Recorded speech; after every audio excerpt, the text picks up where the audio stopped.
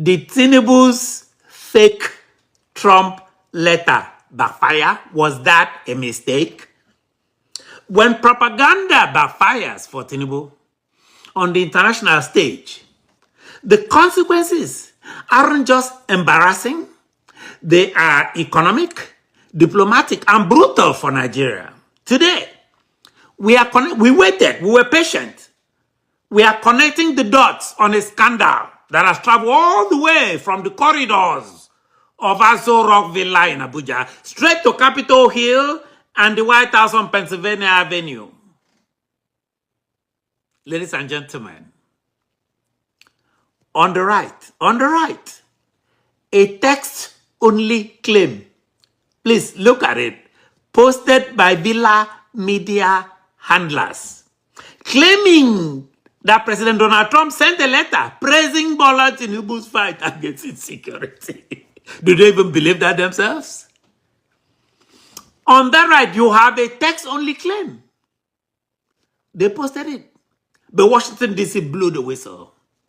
Dr. Karl von Batten called it out publicly. No seal on this letter, no original document, no signature, just cheap damage control. Look carefully, ladies and gentlemen. What Nigerians were shown, at least what they were shown, was a designed social media graphic, not publicly produced original White House document. That's not what Nigerians see. If they hide the document, we want to see it. Where is the original signed letter? Produce the original signed letter by Onanuga. No visible handwritten signature, no publicly produced original documents, no authenticated White House copy. None. Zero. Zilch. Nada. On the left. An official letter carrying White House letter. Look at it, ladies and gentlemen. A date, formal addressing, and that visible. You cannot miss Donald Trump's signature. You can't miss it. Why does one look like an official diplomatic document and the other look like an APC campaign poster? These people, they think it's a 419, that everybody plays 419 like them. And while Aso Rock was trying to fool Nigerians with 419 phantom letters, I believe that Washington hit back. That is my belief. With real war penalties. New U.S. Section 301 tariffs hitting Nigeria with basically the maximum 12.5 on non-oil exports, severe visa bottlenecks, and a landmark U.S. House vote approving an amendment to withhold 100% of American assistance to Nigeria over religious persecution, human rights concerns, and rule of law failures. The United States has not publicly described these measures as retaliation. They don't say they are retaliating. Of course, they're not going to say that, but I am connecting the timing. I'm connecting the timing, the pattern, and the deteriorating relationship in reality between the two countries. I do not consider these actions a coincidence. Every negative executive and congressional action against other countries, it seems like any bad thing will include Nigeria. Even if the other countries involved, Nigeria is always included because of Bola Tinubu. This is the Ofion Okwa show, ladies and gentlemen. By the way, my soldiers, have you noticed? You may have noticed the new the Ofion Okwa show uniform. The movement is beginning to dress like a movement. Make we go. You like it? I do. Please, let's go back to the issue. Issue 1. The forged Trump letter exposed.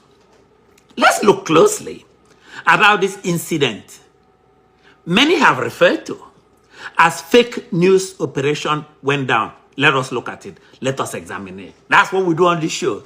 The account linked to the presidency at PBAT Media Center published what they claimed was a July 2026 letter from Donald Trump praising Tinubu.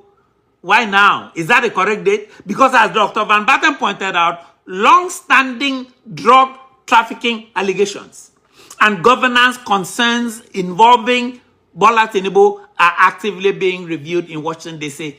as we speak. As we speak.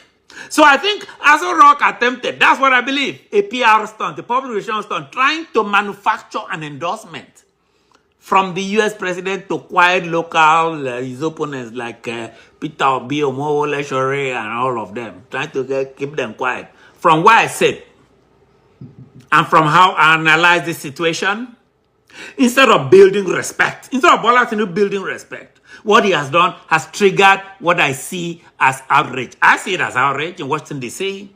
Von Batten warned that the White House does not take diplomatic forgery lightly, especially when used to imply that the U.S. condones drug allegations or judicial compromise.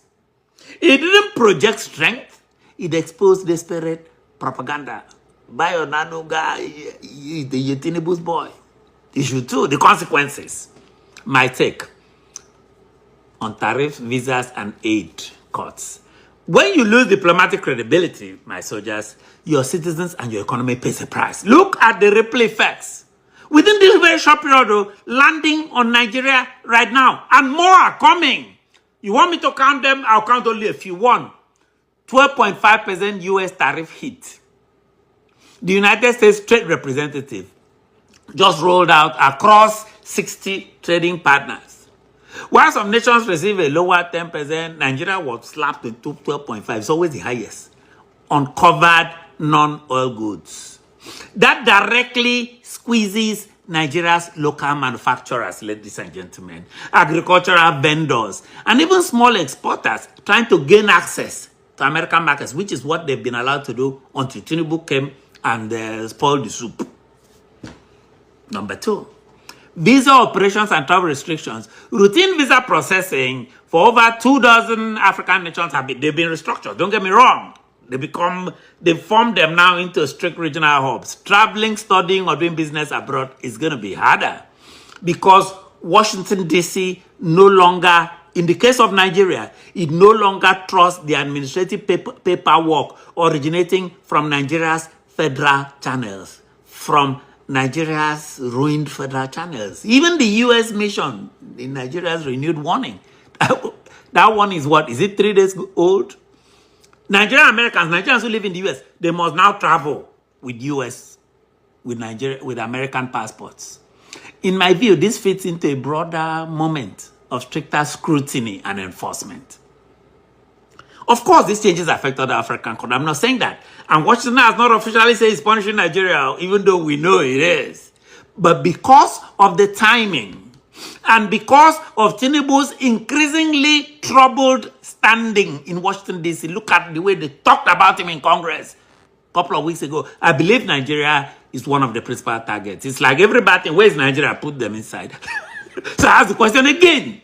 Why is Nigeria suddenly on this punitive list? Somebody should answer that question. Why?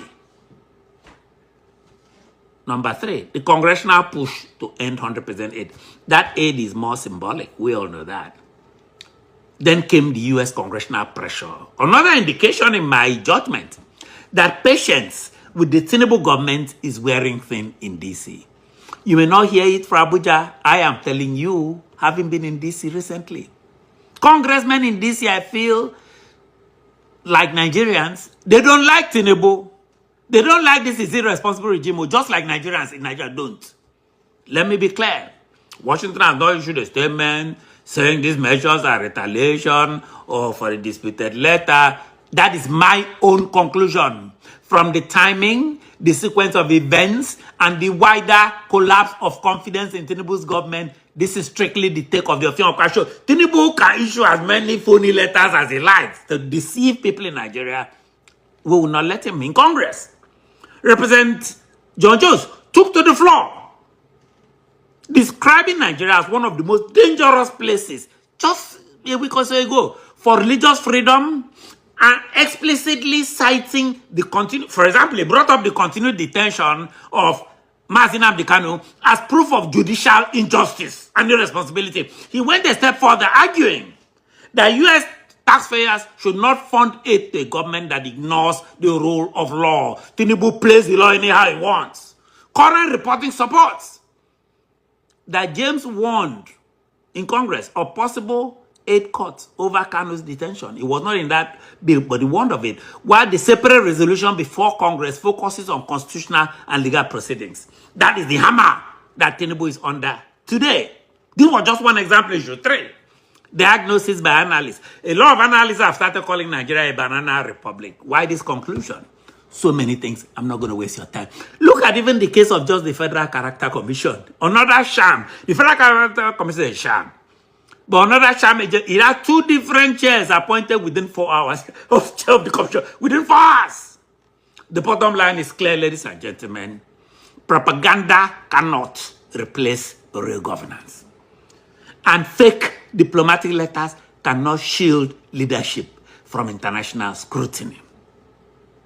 Until Aso Rock cleans out its dirty political stables, enforces procedural accountability, and respects the rule of law at home and abroad, it will be everyday Nigerians who pay the price in tariffs, in visa restriction, and economic hardship. Tinubu them have no problem. He comes to France for his medical care. As long as Tinubu is president, most countries will not respect Nigeria. I can tell you that. And Nigeria, in my view, should not accept that. That is my take.